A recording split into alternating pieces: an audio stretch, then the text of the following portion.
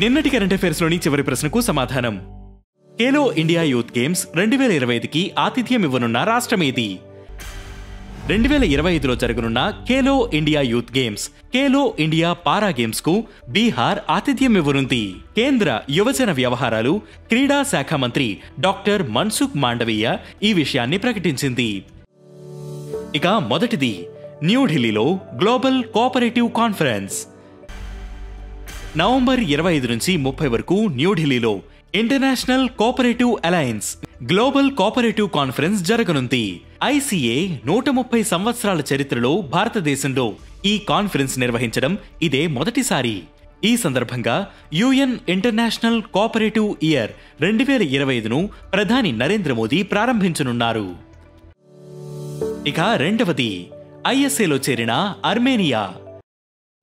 అంతర్జాతీయ సౌరశక్తి కూటమి ఐఎస్ఏలో 104వ పూర్తి సభ్య దేశంగా అర్మేనియా చేరింది. సౌరశక్తి వినియోగాన్ని పెంచడం, ఖర్చులను తగ్గించడం, ఆవిష్కరణలను సులభతరం చేయడానికి 2015లో ఐఎస్ఏని స్థాపించారు. భారతదేశ నాయకత్వంలో ఐఎస్ఏ ప్రపంచవ్యాప్తంగా పలు ప్రభావవంతమైన ప్రాజెక్టులను ప్రారంభించింది. సౌరశక్తి విస్తరణ కోసం 2030 నాటికి $1,000 బిలియన్ సమీకరించాలనే లక్ష్యంతో ఐఎస్ఏ పనిచేస్తుంది.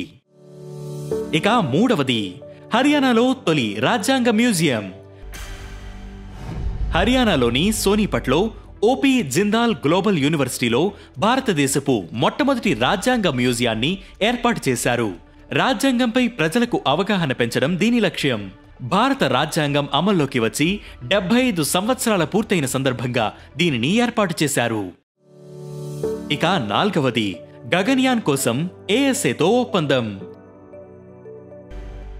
గగన్యాన్ మిషన్ కోసం సిబ్బంది మాడ్యూల్ రికవరీలో సహకరించడానికి ఆస్ట్రేలియన్ స్పేస్ ఏజెన్సీ ఏఎస్ఏతో ఇస్రో ఒప్పందం కుదుర్చుకుంది.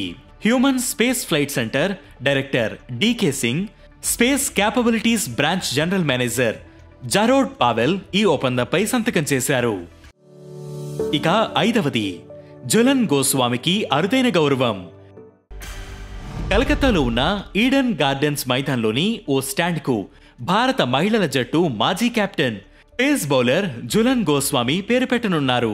దీంతో ఈడెన్ గార్డెన్స్ లో ఈ తరహా గౌరవం అందుకున్న మూడో క్రికెటర్గా, మొదటి మహిళా క్రికెటర్గా జులన్ చరిత్రలో నిలవనున్నారు.